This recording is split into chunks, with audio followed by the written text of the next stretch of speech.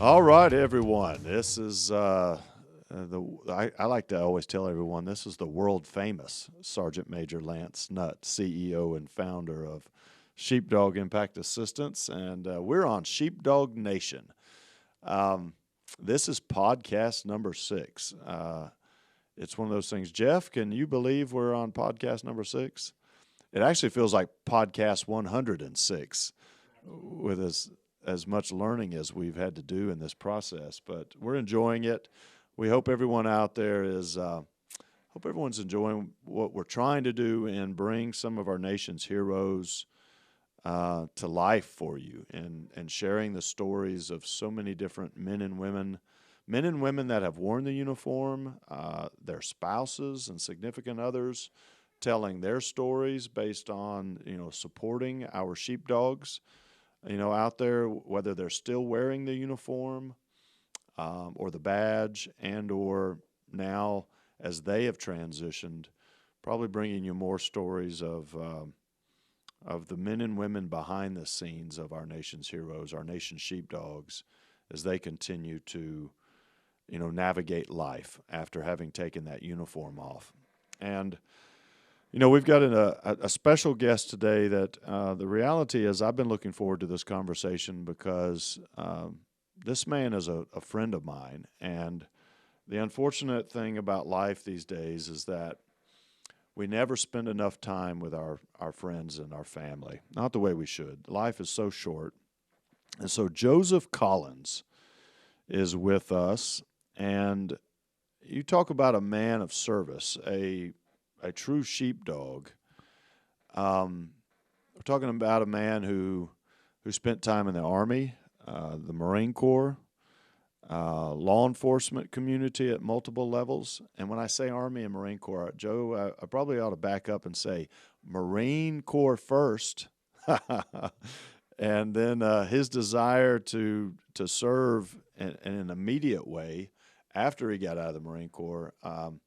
And then wanting to go to jump school and Joe, you jump in anytime and correct me where I make any mistakes here, but I want you to know how much I appreciate you and welcome to Sheepdog Nation. And I'm honored to be here. I really appreciate the invite, and same goes, Lance. I hope in my heart, you and your family, and I know you feel the same. And it has been a long time. It's like I said earlier. I feel like it's been a lifetime since we first met, and it's been a blessing ever since. I couldn't agree more. And one of the a very memorable time for you and I is that we got to go to Yosemite together as part of one of our early sheepdog outdoor adventures. And I can't wait for you to go on another adventure with us because we've changed so much, and there are so many things that we do in the context of our outdoor adventures today that you and yeah, we're still having a good time. We're still riding snowmobiles and hiking mountains, but um, there are some really powerful things taking place within our effort to get our nation's heroes up off the couch, our nation's sheepdogs up and living a better life. But you and I got to take our sons um, to Yosemite and talk about the power of one being in such a beautiful place, but then for you to have one of your boys with you and for me to have my only son with me. I still think about that trip a lot, and there's a picture of you sitting on, was it Barrett that you brought? Dillinger. Dillinger. And y'all were sitting on this log, and you had your arm wrapped around him, and one of the photographers that was with us capturing that trip captured that moment of you with your son. And I see that picture quite a bit within the context of images from that particular outdoor adventure. And boy, it speaks volumes, my friend. Just the importance of a father-son relationship, um, and the power behind that image of you and him. You're in deep talk together. You may have even been in a prayer or a moment of silence together, but you've got your arm wrapped around him, and it's just a very special, impactful image. Do you remember that moment?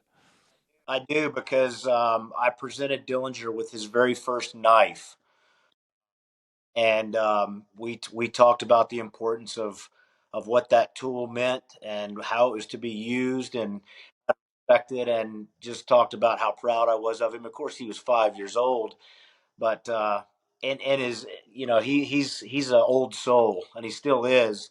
But that, I think that image, when I see that picture also. Um, we were praying. I was praying with him, and just praying that he would continue to grow as a tough, strong young man, and um, and also just grow in the Lord to be the best man that he could be as he grew up. I mean, that says it right there, right? And that's and I forgot all about the knife because I do remember us talking about that. And Connor's a little bit older, but uh, I thought, man, I gave Connor a pocket knife, which was a little smaller, years before that, and but I thought, as I do other really special moments with him, I got to remember to pause and give he and I the opportunity to reflect on what this moment means. And I do remember having used that with Connor, my son, to really impress upon him those milestones, those key points in his life. Receiving a knife as you had done, and then for me, when I gave him his first gun, right, his first hunting rifle, and I as I think about that, of those important things for mothers and their daughters, or mothers and their sons, and fathers and their sons, and fathers and their daughters, um, making sure we make those moments more special from the standpoint of taking the time for both of us to pause and have a discussion about it. Hey, let's talk about why this moment right now is so special, and that we want the opportunity to talk about it in years to come. And hopefully you'll do the same thing with your son or daughter in the future, right? So, well, and that just it's a reminder of just how much you've meant to me in my life, and as I've watched you from afar, and the things that you're still doing. I Can you speak to for a minute that I don't want to call it reenacting, but to an extent it is. You're with a World War II paratrooper unit, reenactment group, where you're dressing up like the men did during World War II as they were preparing to jump out of planes. And I always think of Normandy, right? When you got men jumping out of planes and going into France on D-Day. But you all dress up and you do the full nine, right? You're jumping out of an old World War II aircraft. You're wearing the uniforms, and are you using the same types of chutes? We are using a round canopy, but we're not using ones for men, No. but we are using a round canopy, so it's very, very similar. We have a little bit of steering capability, but it's minimal.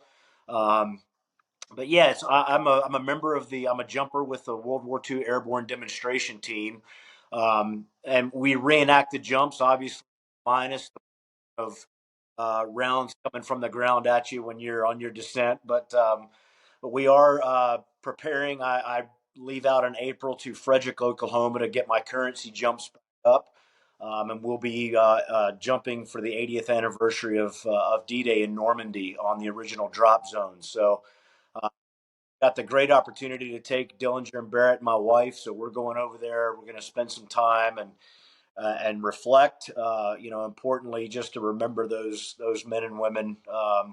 During that initial day, and get to go see some really good museums. I've been there before. Obviously, I haven't had the opportunity to jump there, but and then in September I'll be headed to Holland, and I'll be doing the 80th anniversary of Operation Market Garden as well. So I'll get those jumps in, and I don't know how much longer my body will hold up, but I'm going to keep jumping as long as I can. My boys want to jump; they have to be 18 years old, so really like to stay healthy enough to be able to all three of us jump out of the same C-47 would be pretty cool. Wow. I mean, absolutely, it would be. I ran with the bulls in Spain a few years ago, and kind of like you, my son's like, I want to run the bulls with you.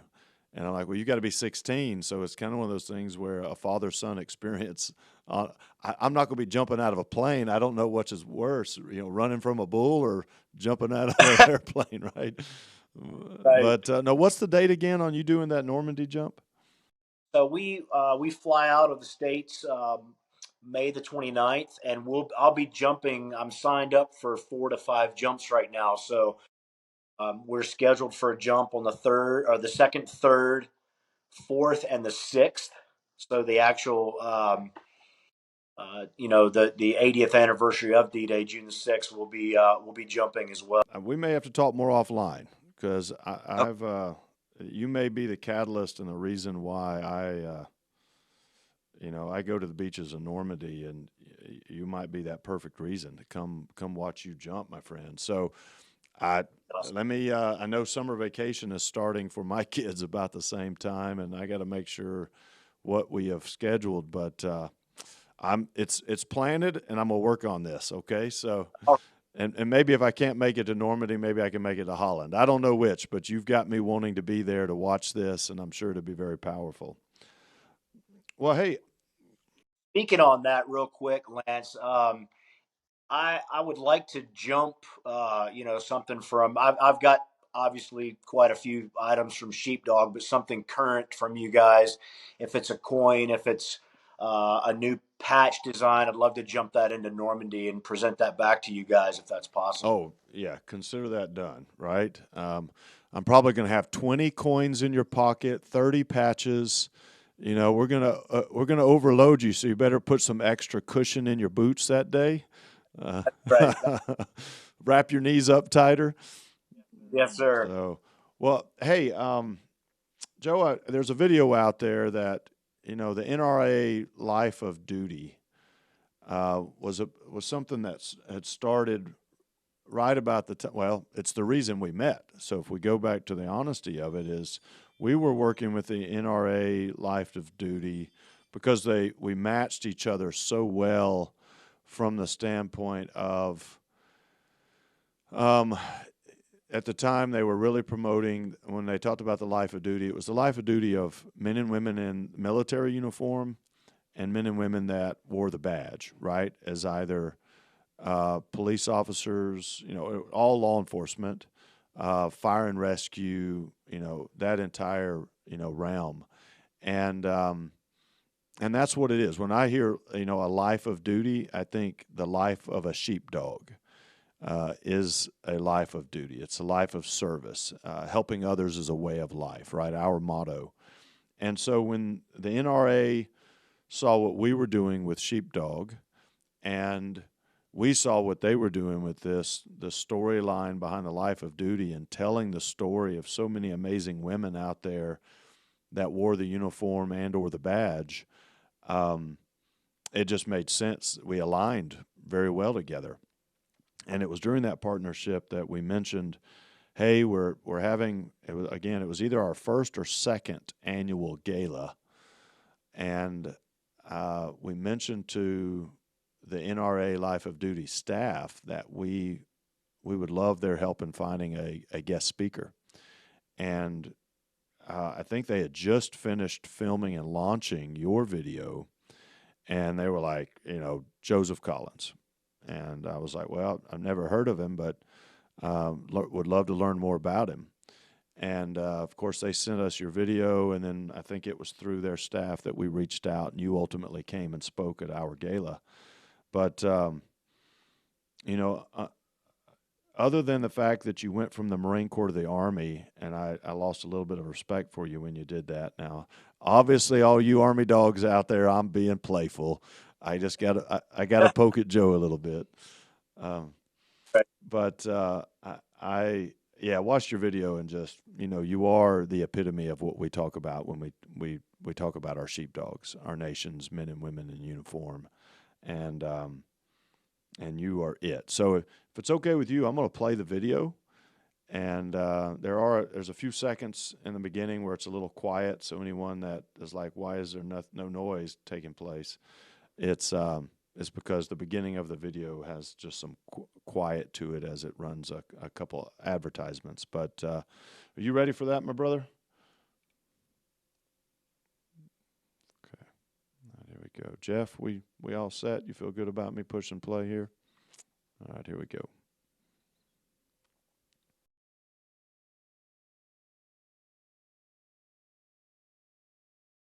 The following Patriot Profile is presented without commercial interruption by Smith & Wesson. Those who wear a uniform more often than not do so from an inherent desire to serve others or to do their part. For Joseph Collins, both are true. Collins learned at an early age the importance of words like service and sacrifice. He also witnessed through his mother and father that these qualities are lived out in what you do, not what you say.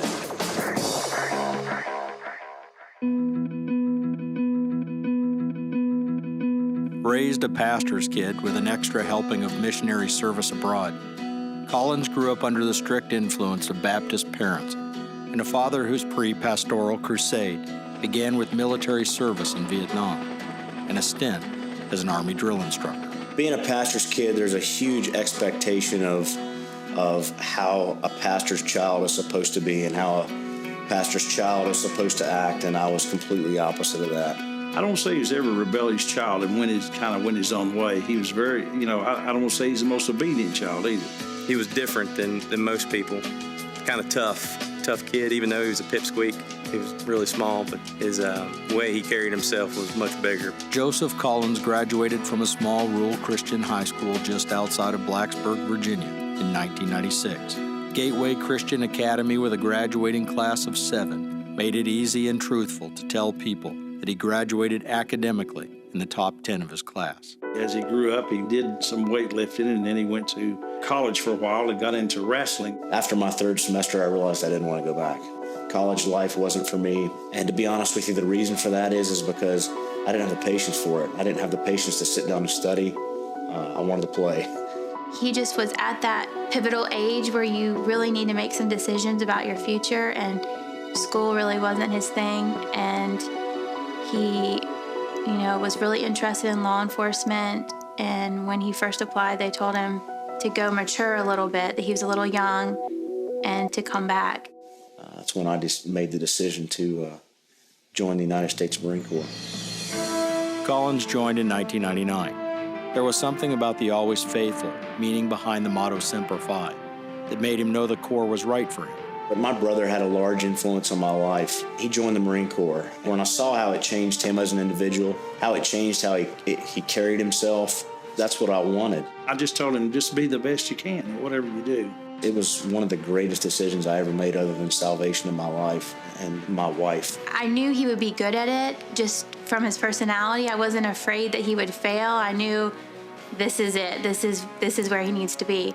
My drill instructors didn't know till my family came to watch me graduate that I was going into a reserve unit, and they couldn't believe it. My whole goal for that was for it to be something that would add to Joe Collins' life to assist him in having a law enforcement career. And if the law enforcement field didn't work out, I was gonna go straight to active duty from the reserve element. As a reservist, Collins did a quick tour in Bosnia with his unit and returned home to attend the academy and become a sworn officer with the Christiansburg Police Department. I got very involved at Christiansburg Police Department at their will and grace to become a large part of the firearms program. That's where my desire to shoot, to know weapons manipulation in and out, to learn the most up-to-date tactics, techniques, and procedures that I could. Serving his community as a police officer and his country as a reservist at the same time was often difficult. Patience, not one of his stronger virtues. He said that fulfilling things like attending jump school made him temporarily transfer into the Army Reserves as a citizen soldier. I went to an airborne reserve unit out of Fort Bragg with the sole purpose of getting my jump wings and going back to the Marine Corps. He did complete jump school, but before he could transfer back into the Marines, He was activated by the Army and ended up in Iraq for his first tour in September of 2004. We had 2 weeks notice for him to report for duty, and he was deployed for 18 months. I'm up here again, and as always, in the trusty gun hat. We formed a fire team that just became brothers, and were given a very difficult task. We did right around 350 combat patrols, looking for roadside bombs, trying to clear the way for the infantry. We were attached to the engineers with the 101st Airborne, and that was our mission, to clear the way. And sometimes we cleared the way the easy way by locating them, calling in EOD assets. In other ways, we found them by them exploding in our face. This is on a 3-day mission. This is the 3rd time we've been hit up here. Collins and his men came upon a number of scenes where Americans, Allied forces, and enemy insurgents had been torn apart by bombs. As a warrior, Joseph Collins has seen things about as disturbing and as gruesome as it can get. To see human bodies ripped apart, decapitated, burned beyond recognition, and literally disintegrated by the destructive force of an IED is difficult to describe. The images and smells of these experiences will never escape him. When I got back from Iraq, I had the opportunity to take several months off and wind down, spend time with my family, and just enjoy being back in America. Unfortunately, I guess because of my personality, I didn't do that. Many saw that Joseph had changed after his time away, but Collins himself had little understanding of just how much the stress and anxiety of his tour had impacted him. I gave myself a couple of weeks to wind down, took the other uniform off, put the other uniform on, and went back to being a beat cop.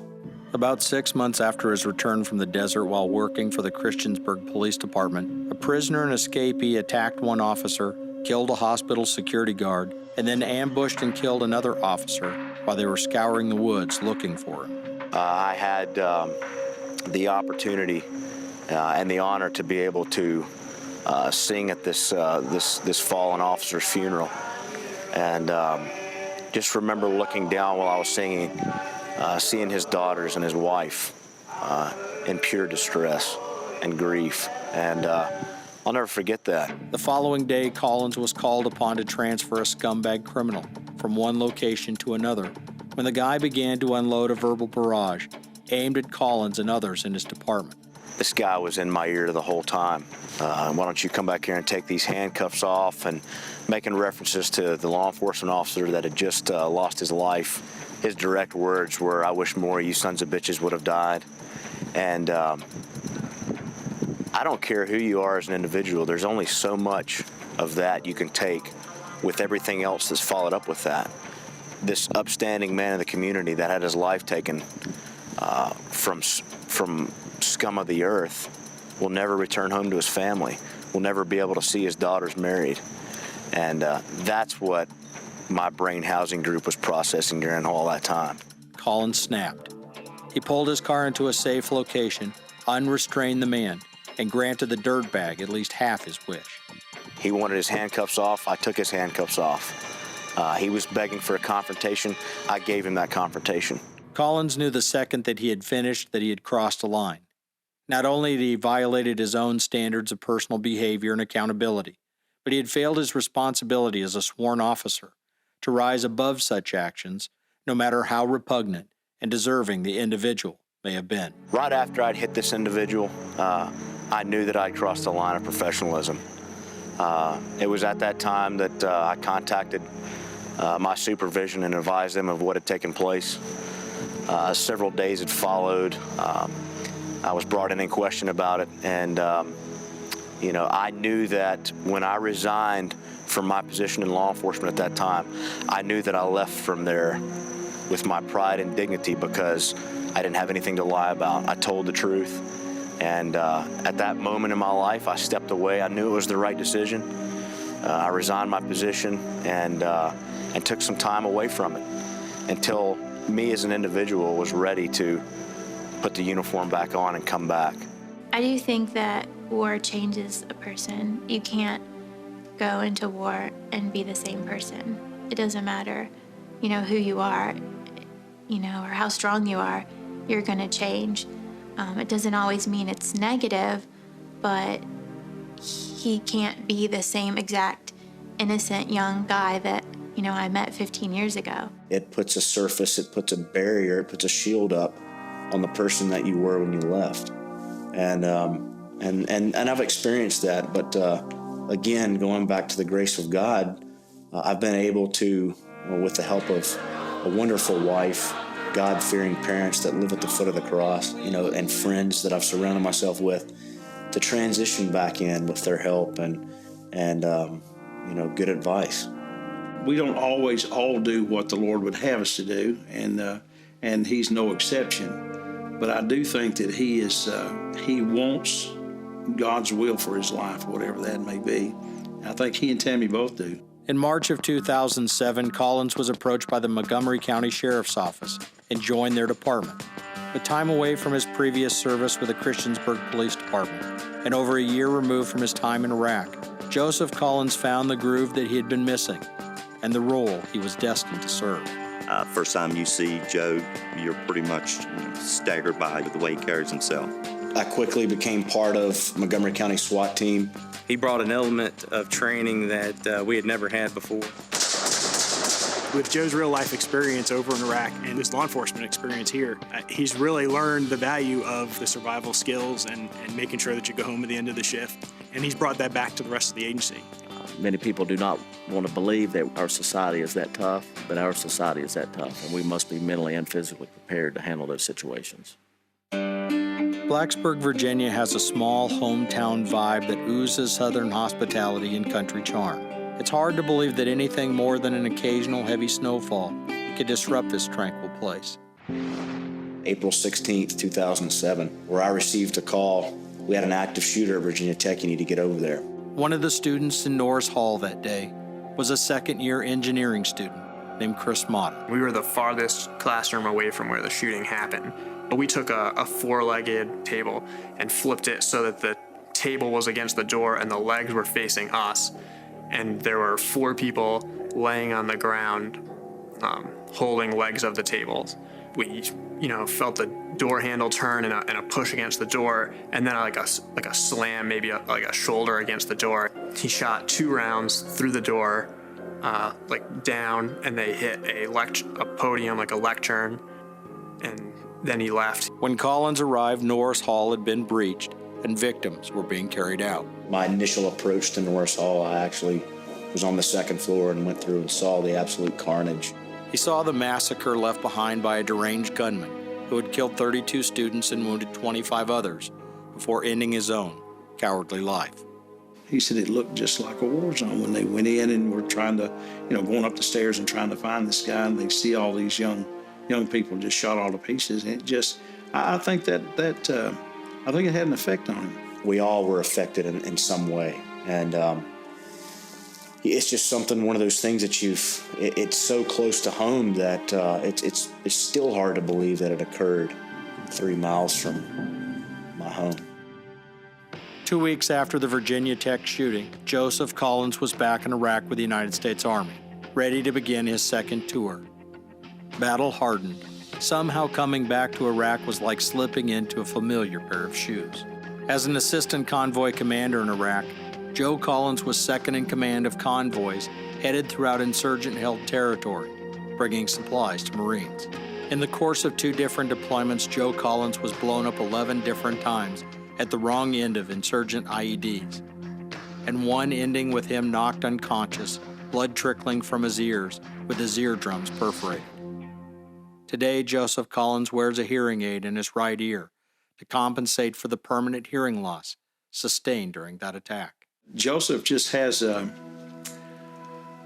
I guess it's just an inbred desire to serve. And I think him serving with the military as well with the police department is something that, I don't want to say he enjoys it, but he feels like it's a duty that he has. I grew up seeing that stuff, seeing my dad's military pictures, his ribbon bars. Didn't know what they meant. Didn't know that Bronze Star for Valor, what that meant.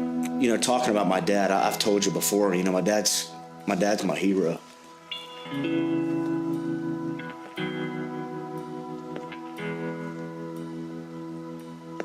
So I wanted to strive to be better than that, you know, and he instilled that in me. Not to do better than my dad just because I could say, ha, I did better than you, because I didn't do better than my dad, but I strived to. And that was instilled from him and my mother. On December 30th, 2009, police were in pursuit of an intoxicated man holding his 2-year-old daughter hostage. The pursuit ended when the abductor crashed his vehicle into the back of an off-duty deputy traveling along the same road.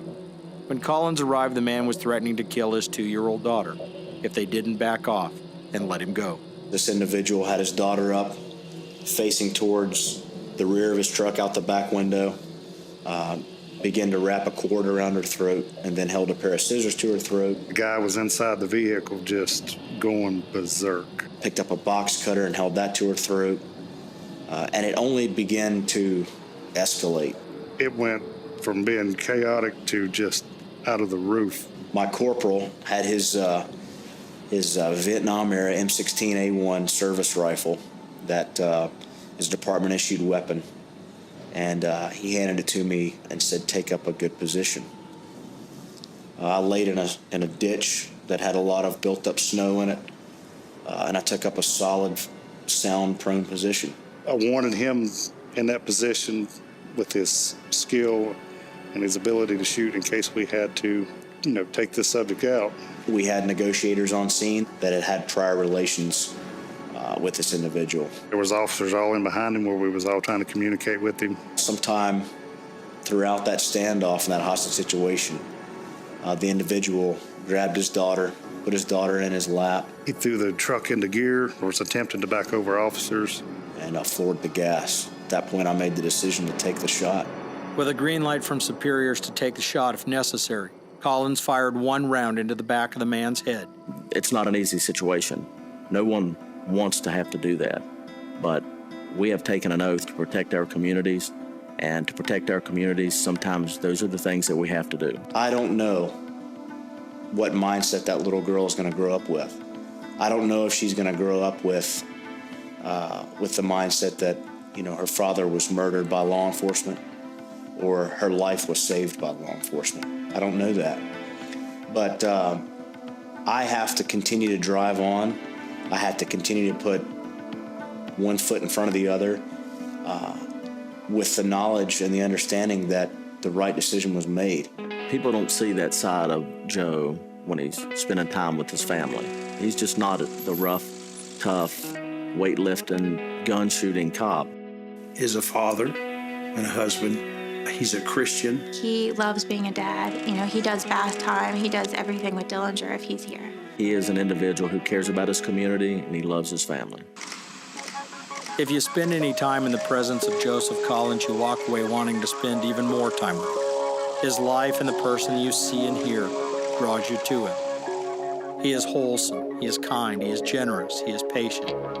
And yet he is every bit a man's man who exudes confidence, strength, and courage. I think whatever Joseph does in his life, he's going to put his best foot forward, no matter what it is. He always has, and I can't see him doing anything different.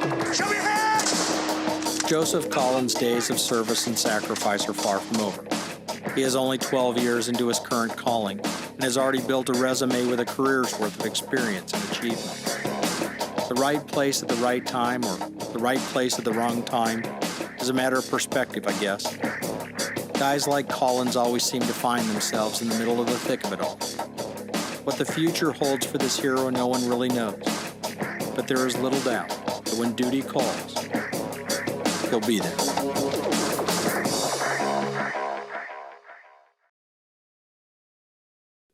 For today's podcast, as I said in the beginning, and just thinking about that picture, in Yosemite, and when you say, someone's impacted your life, Joe, that moment for me personally, and I know, Jeff is going to take that photo and it's going to be up for people to see. So for those of you that are listening, if you want to come back and watch the video version to see that image, it has made, I think has made me a better father because I used that image as a way for me to stop and take a moment to appreciate the power in time.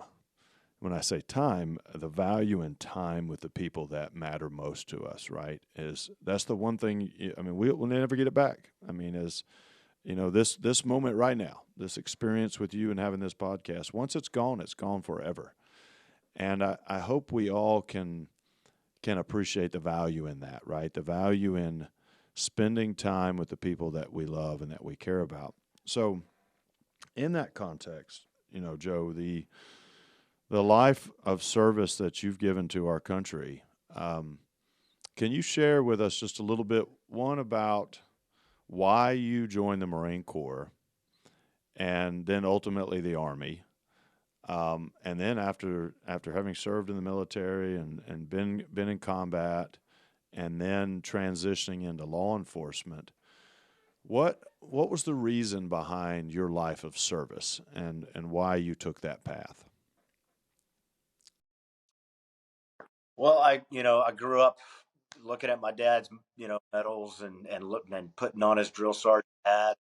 I would stand outside. We were missionaries in England for 8 years when I was a young boy, and I would stand outside in his field jacket and his campaign hat, and I had a little Daisy BB gun, and I would stand guard in front of our house for hours and play,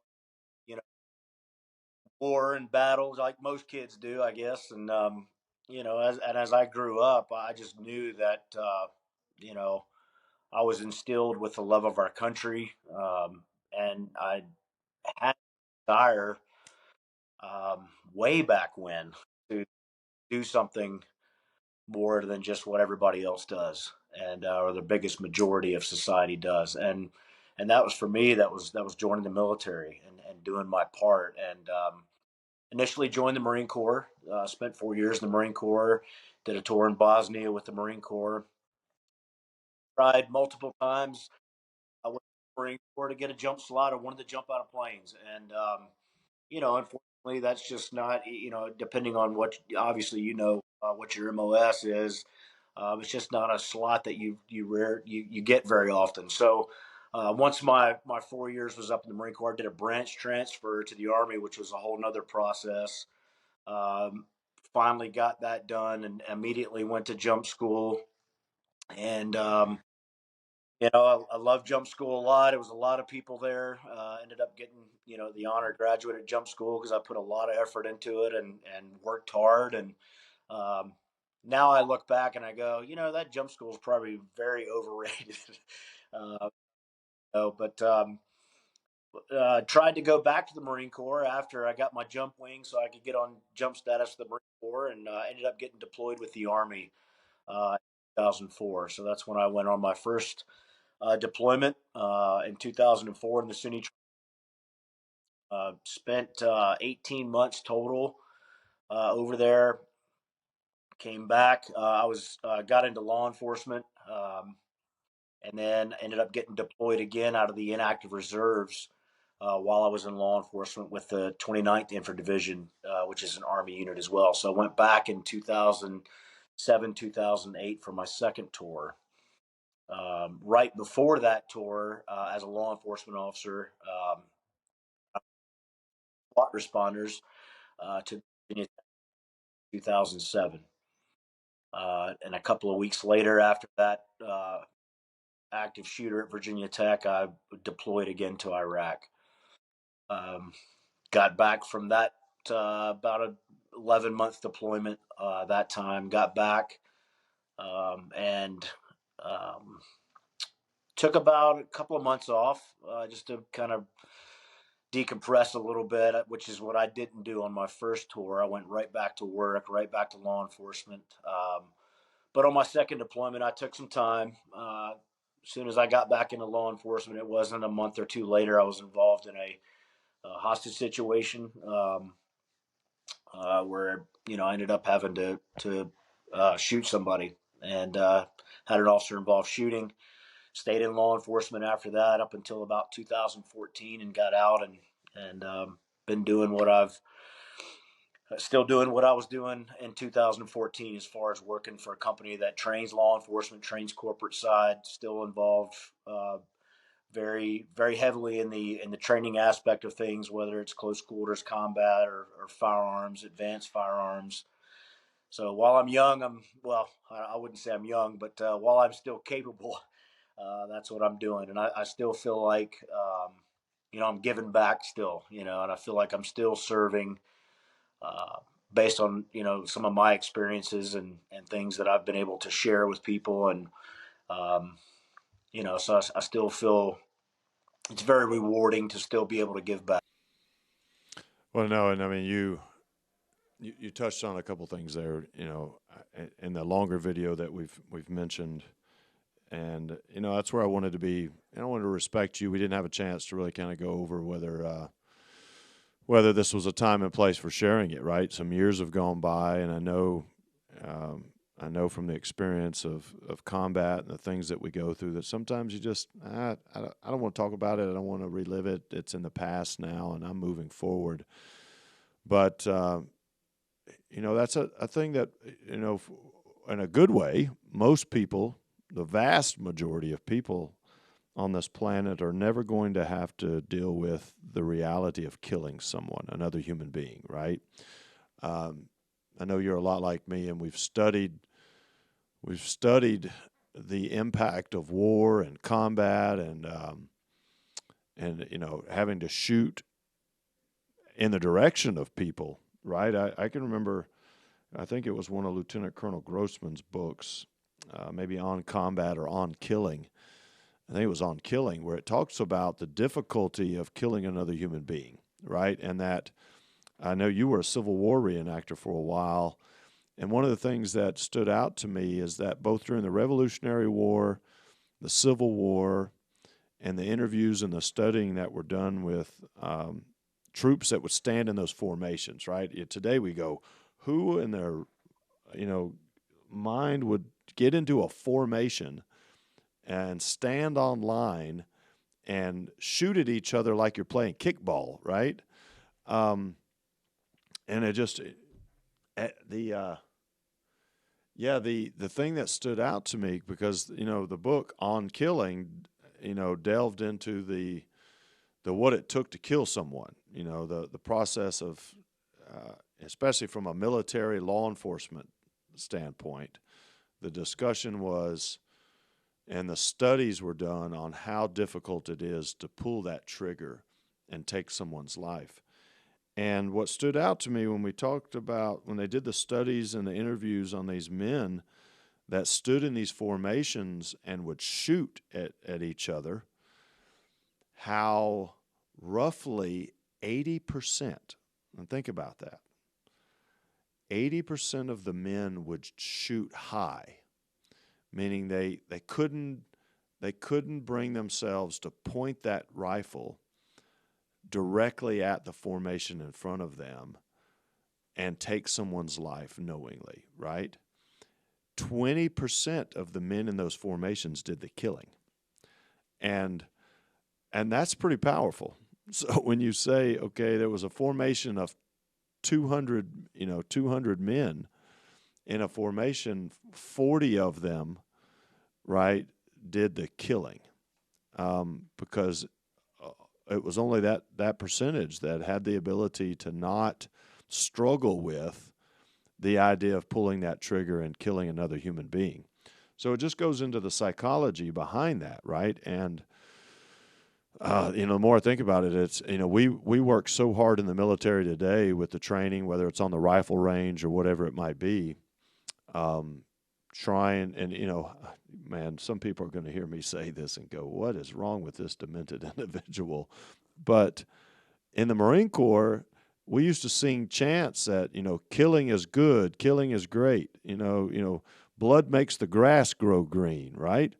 But what people don't understand is that's necessary to help our men and women be more effective at killing and in combat. And again, one of those things that people don't want to acknowledge is that our military is designed for two things: breaking things and killing people in defense of our nation.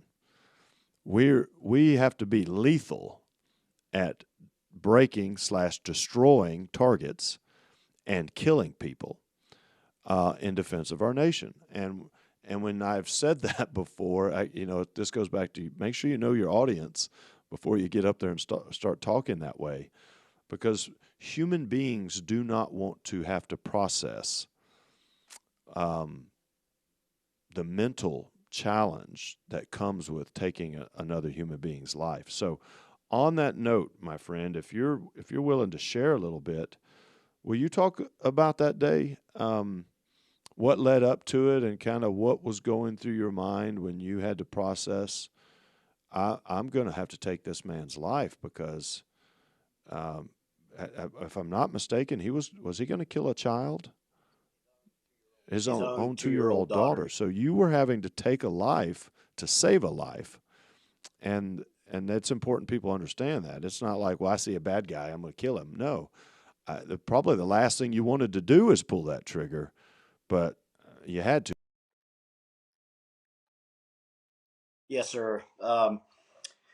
We had just had about 18 inches of snow that had fallen. So for people that work law enforcement, they'll probably understand this. My patrol vehicle was basically stuck in my driveway. So I ended up having to cross load all of my kit, my rifle, everything into my truck and drive to the sheriff's department. And then I would have to transfer all of that equipment over to an SUV or four-wheel drive.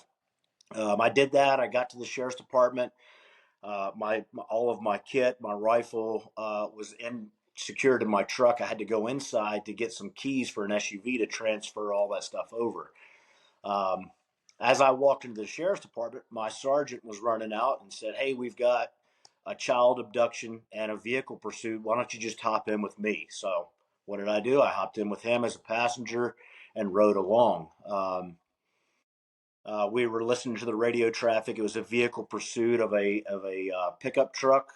The individual that had abducted his own 2-year-old daughter from his espoused wife, and we heard the vehicle is now stuck in a ditch. It's a hostage situation. When I checked on the radio and said I was on duty, everybody on the radio heard that. So as we hear the radio traffic say, "Hey, the truck is now stuck partially in a ditch. He's got the child hostage." One of the deputies gets on the radio and says, "Joe, it's a hostage situation. Get your rifle." Well, where's my rifle? It's locked in my truck, right? So my sergeant gets out, pops his trunk, and hands me his M16A1 Vietnam era service rifle that we had been graciously given from DRMO. That a lot of agencies, had to go through for years borrowing stuff from the government. So he handed me his rifle with iron sights. And again, this was after sunset, so it was dark, it was cold.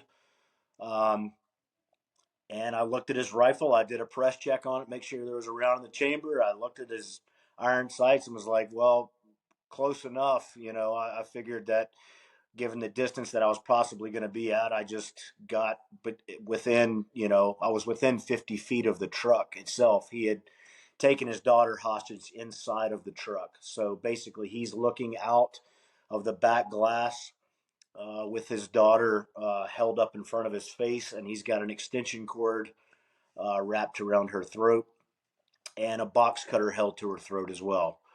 I take up a position in the ditch that he's stuck in, so I'm laying prone, kind of looking up at an angle towards the back glass, and I just take up a steady position in the snow.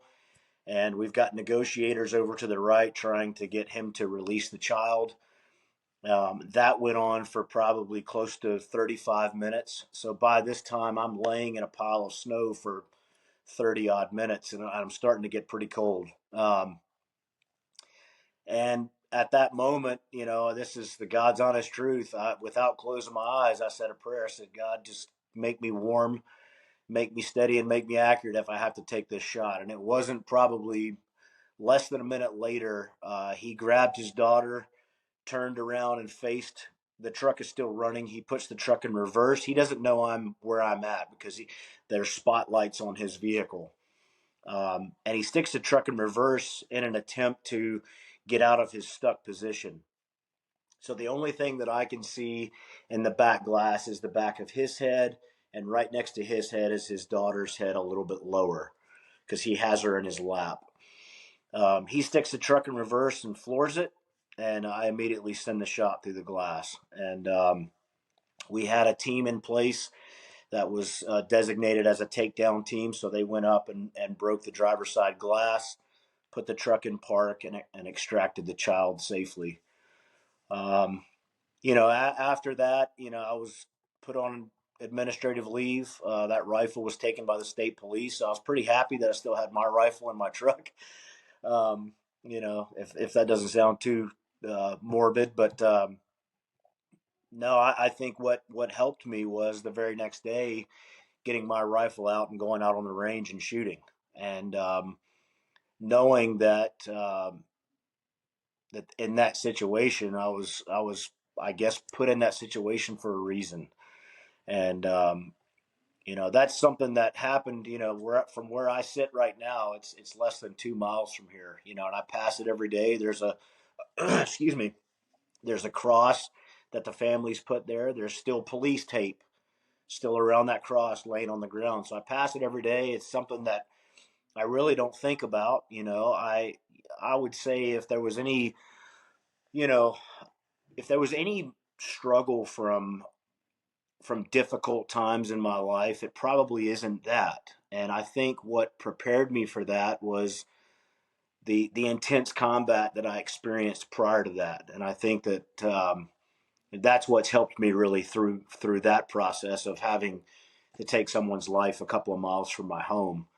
Um, and then what's helped me process and get through the difficulties of combat is and I have struggled. I think that we can all say that we've had our struggles and difficulties and times after combat that, you go through some difficult times. You go through some times that are probably affecting others around you. And what I've learned to do with that is to take all those times during combat, all those difficult times, and take the situation that I had a couple of miles from here where I had to take somebody's life, and I almost use reverse psychology with it. And a lot of people are like, man, I can't believe I had to go through that, or I can't stop thinking about those bad times in Iraq. Well, I turn it around and I use reverse psychology and say, I'm thankful for those times. I appreciate those times. I wouldn't want anybody else to go through those times. I'm glad that I was able to experience it. I think it's made me a better person. Yes, is it tough to think about sometimes? It is, but when I do think about the negative, I turn it into reverse psychology. And I think that if I can say, I'm grateful for that opportunity, I pray that my sons never have to go through that. And if it means that what I did keeps them from having to do those same things, then man, I'm super happy about it. And I'm thankful, to the good Lord that he put me through a lot of those times, because I think that that's kind of made me who the person I am today. No one could have said that better than you just did. And I think a couple of things are going through my mind here, and just the power of it is, and I'm gonna go backwards, but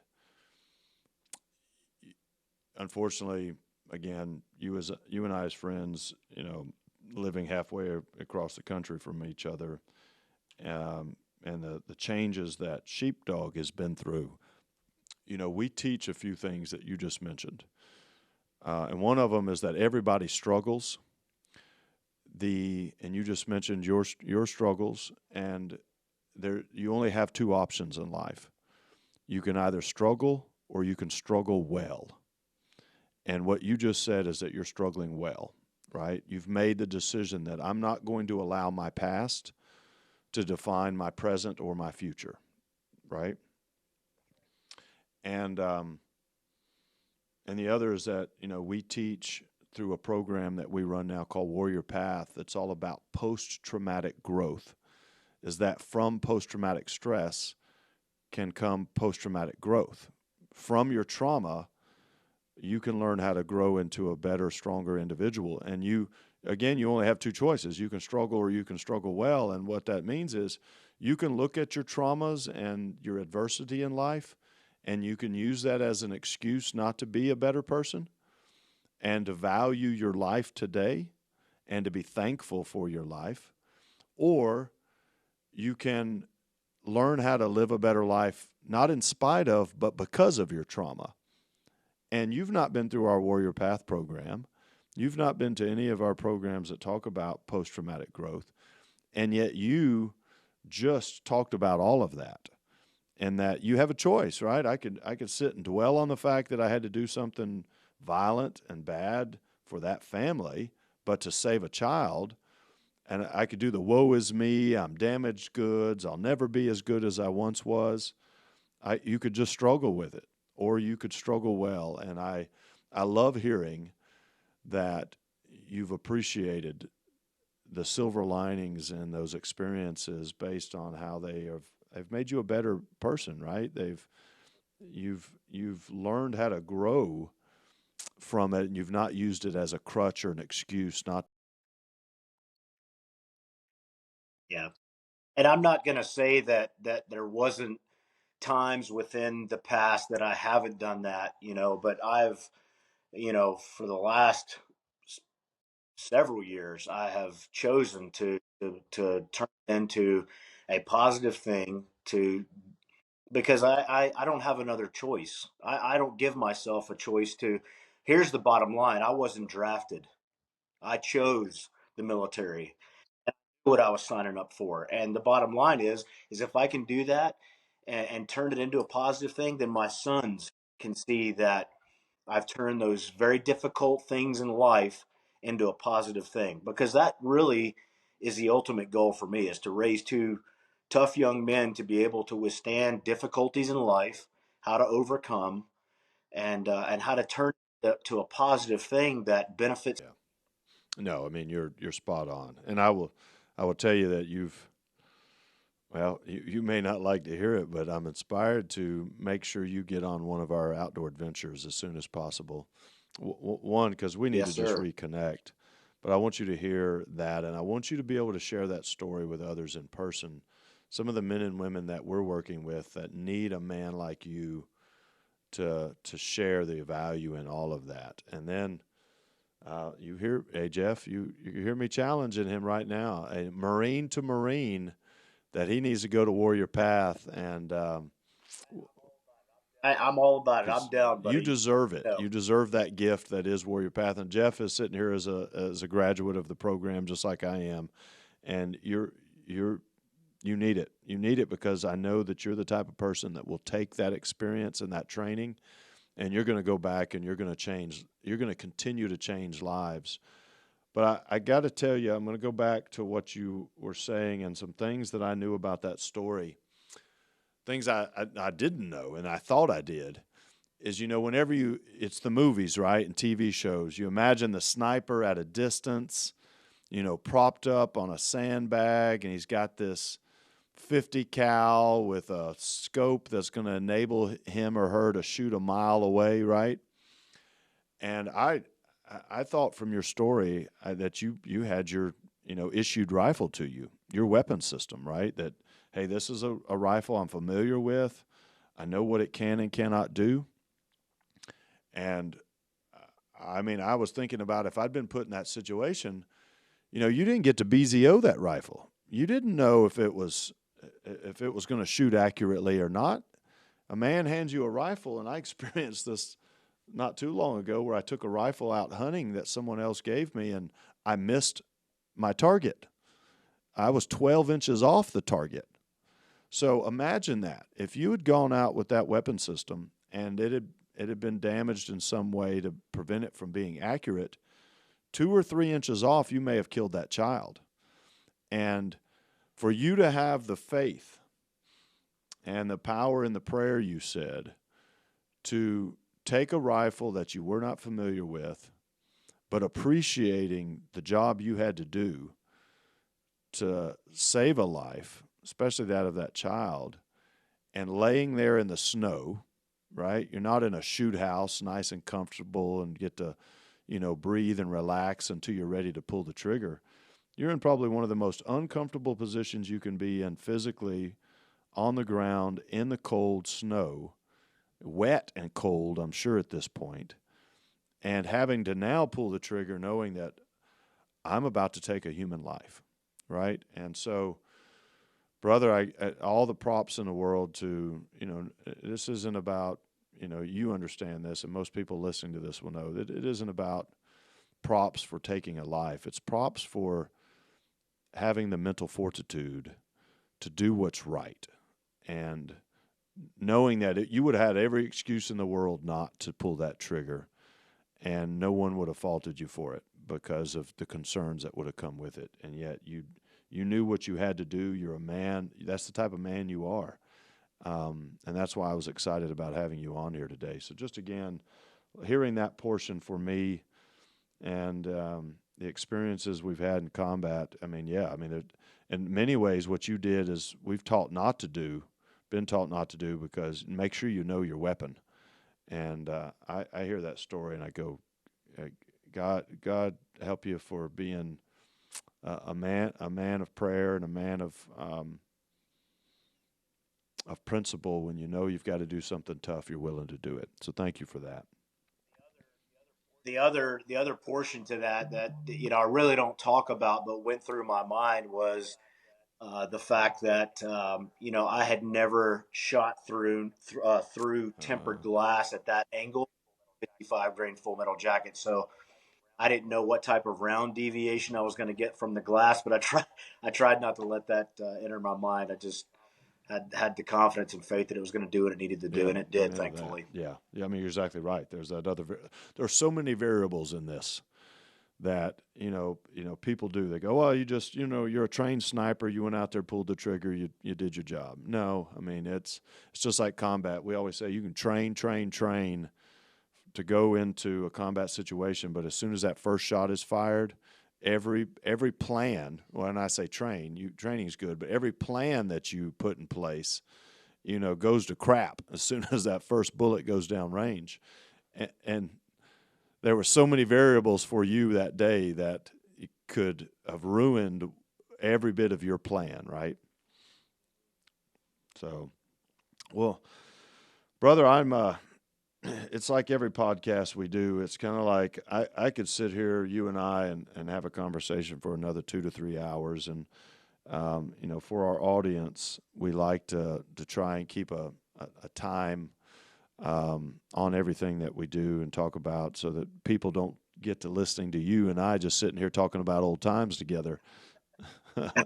But good too. And so I sit here, brother, Joe, from the standpoint that there are a lot of things in our lives where we look back and we think, that was in a really important moment, or that was an inspirational time, or that was something that was pivotal in changing the trajectory of what I thought I needed to do or wanted to do. And we've all experienced it. And there are several things that I've experienced in my life with you that, have, to be very honest with you, have made me a better man and a better father. And I know that you've influenced a lot of great people out there that have felt the same about you, and everyone that's had the opportunity to experience you in their life are better for it. And I do hope that people will take the time to listen to your full story. I know that we're going to provide the link within the context of our podcast today, so that people can go back and listen to that story in its entirety. But as I said earlier, it was really important to me that because of that moment with you, and that moment with you and seeing you with your son, and that image was one of those moments that really changed the perspective I had on how important it was for me to be a father, but to be present as a father in my children's lives. I have a son and 2 daughters, and I took my oldest daughter, who's 17, to dinner last night, and just a father-daughter date. And at 17, when I texted her and said, "Hey, how about we go to dinner tonight?" She was so happy to hear that I was willing to stop and take time to spend with her. And it made me stop and go, God dang it, I got to make sure I'm doing this more, right? I got to make sure I'm being present and I'm taking the time to take those little moments to spend with my children, right? And I know that's important to you. And anybody that has seen you in your images, the amount of time that you spend with your boys and your wife as a family is really important. So, give us all the dates again. Is there any way for people to watch the jumps that you're going to be doing? That's something that I'll have to find out, Lance. I'm not 100% positive that they're going to be broadcast, and this will be the first year during the Normandy anniversaries that they're allowing drops on June, the actual date. They typically close all airspace down on the actual June the 6th date, but this year they have approved jumps, so we'll be jumping into St. Marie de Mont, I believe, on June the 6th. So we're super excited, but I will find out, and I'll get that information for you to maybe put out to everybody, to all the listeners, and hopefully they do. But I think they'll definitely have the opportunity to go back and watch it if it's not necessarily live. No, that would be awesome. So is this the first time since World War II that they've allowed this, or has it just been a pause on it? It's the first time they've allowed it on the actual date. There's been jumps every year during the anniversary. They have lots of jumps, before 6th and just after June the 6th. But this year they're allowing jumps on the actual date as well. So tentatively, I'll be jumping on the 2nd, the 3rd, 4th, and the 6th. So and that's all going to depend on weather, airspace, and all that kind of stuff. So right now, we've got those jumps scheduled. Okay, well, that is powerful. So, at a minimum, I know you'll get us some video after the fact if there's not a way to watch you do it live, because if I can't be there, I would love to watch it live. But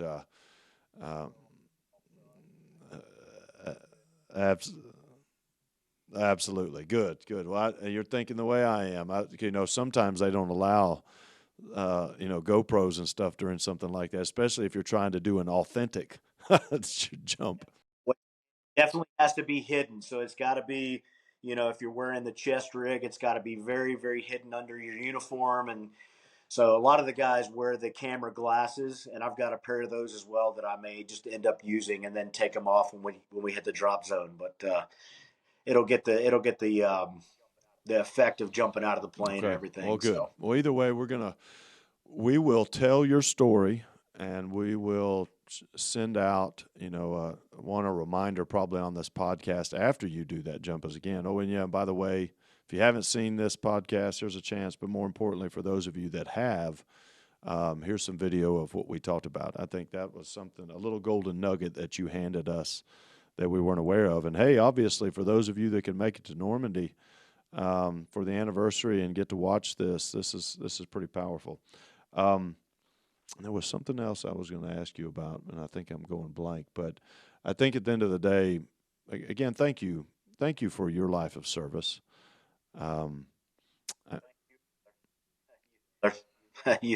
You've got more than I do. Well, my friend, that's debatable, right? But it's the quality, right, of the service that you've provided. And again, we all get into it, but I want you to know the impact you've had on my life in a positive way, please. And I do. I mean, I talk about you and think about you more than you can imagine, and it's you're just one of those people in my circle that I'm just like, that's the type of man that I want my son to look up to someday as well, right? And if there's things about my life that maybe I haven't been the best example for, it's men like you that I hope he can fill those gaps in for me, right? And because as you know, sometimes it's hard for our children to listen to us as parents, right? Oh, for And I'm sure. always amazed that I'm always having to say, "Boy, you better say yes, sir," right, or "Yes, ma'am," because he struggles with it with his mother and I. But you know what? Every time I'm out in public with him or around other men and women, he doesn't hesitate to say it. Same. We battle the same thing, Lance. So it's funny. It's like, well, I'm the one man you better be saying it to, and you don't say it to. But you know what? That tells us we're doing something right. Yeah. Yes, sir. And Yep. so I hope I've told my children that these podcasts are a legacy for me to them as well, so that they'll have a way to look back and remember me. But what I've shared with them recently is, as I've encouraged them to watch these podcasts, is to learn from the men and women that I'm blessed with the opportunity to speak with. We had Sherry Briley on, I think the podcast before last, and she is the wife of the first pilot shot down in Mogadishu that the movie Black Hawk Down is based on. And she lost her husband that day. And if you have a chance to go back and watch that, but I shared with my kids, I said, this is the power of these men and women serving, but the power behind the men and women that love them and support them. And you and I are both blessed with an amazing family and friend network. But these stories have to be told. And if they've been told once, they got to be told 100 more times, because they're the types of stories that cannot be forgotten. And your story cannot be forgotten. And the men and women like you that are out there deserve to have their stories told, and they deserve to have them remembered. So, again, my friend, thank you for your time today with us on Sheepdog Nation. I can't wait to connect with us more. Everybody, you've heard it here. Joseph Collins is committed to going to an outdoor adventure with us soon, and Warrior Path to follow. And I'm going to give some updates on any delays, and then I'm going to give you his personal cell phone number, his email address, and if he's not careful, his home address for y'all to be going by knocking on the door telling him you made a commitment to go to Warrior Path. I'm all in, buddy. I'm all in, and I appreciate it. And I want to thank you as well for having me. I feel very honored. I'm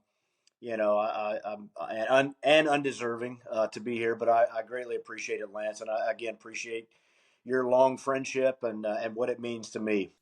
Same here, brother. And on that note, hey, everyone, that ends another edition of Sheepdog Nation.